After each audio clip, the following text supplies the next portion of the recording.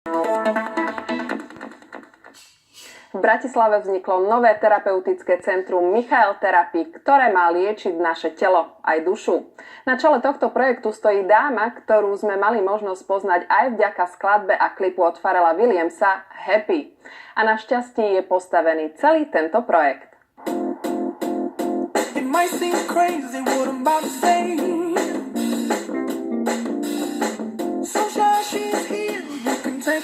Ľudia ma asi poznajú takisto pod klipom Happy a to vlastne to Happy je pre mňa takým symbolom, že nosenie šťastia.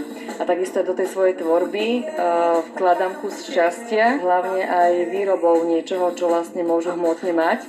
Takto sa to dostalo vlastne aj ku Vanesse May, vďaka tomu videu, taký špeciálny organit a ona ak tu mala koncert, tak vlastne som jej to vtedy odozdávala, čiže máme aj spoločné stretnutie, kedy som jej to odozdala a potom ešte spomeniem tak české Luciu Bílu a Honza Krausa, tak pre nich som robila tiež špeciálne na mieru konkrétny organit.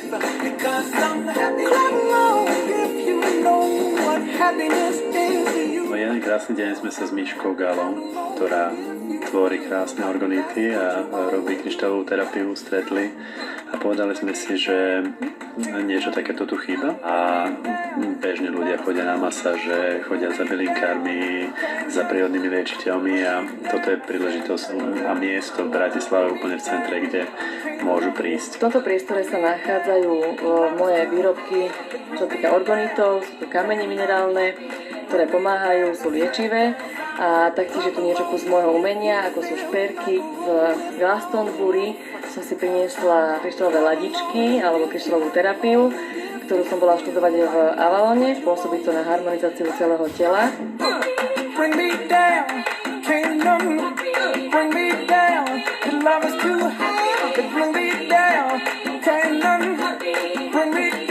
Celkovo, aký máte vzťah možno k tým vôňam a k zvukom a k nejakým terapiám, ktoré tu dnes boli predvedené?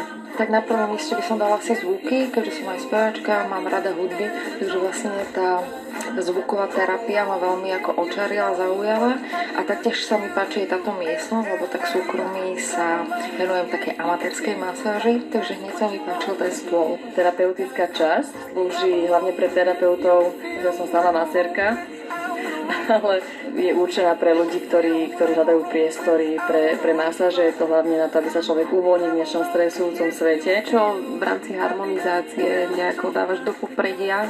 Ja cvičím jogu už viac ako 18 rokov. Žijem zdravo tým, že varím, starám sa o seba, robím v prírode. Ako vieme, ateliér mám skoro v lese. Takže ja sa snažím byť súčasť tej prírody už dlhé roky. A myslím si, že to celkom s tým, že mám aj takého psíka, ktorý je polovnícky pes, je stále v tej prírode, takže nám sa to veľmi, veľmi darí. Clap along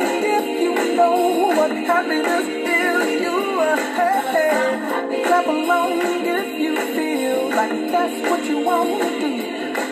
Come on.